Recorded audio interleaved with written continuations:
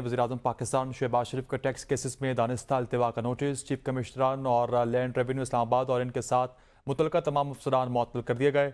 Inquiry का हुक्म वज़ीर-ए-आज़म ने चीफ कमिश्नर और इन लैंड रेवेन्यू इस्लामाबाद और इनके साथ मुतलका तमाम अफसरान को मुअत्तल करके इंक्वायरी का हुक्म दे दिया है। वज़ीर-ए-आज़म ने हुकूमत संभालते ही FPR इस्लाहात के जल्द और फौरी नफाज की हिदायत जारी करते हुए ज़ाती तौर पर इस अमल की निगरानी का फैसला भी किया था।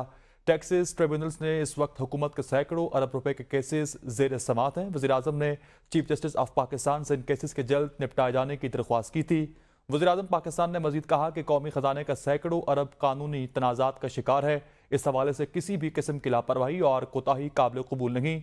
मुल्क और कौम की एक एक पाई बचाने और महसूलात में इजाफे के लिए दिन रात मेहनत करना होगी। वज़ीर-ए-आज़म पाकिस्तान का टैक्सेस केसेस में दानिस्ता अल्तवा का notice chief commissioner inland revenue Islamabad और इनके साथ मुतलका तमाम अफसरान मुअत्तल कर दिए गए। वज़ीर-ए-आज़म पाकिस्तान शहबाज शरीफ ने इंक्वायरी का हुक्म जारी कर दिया है।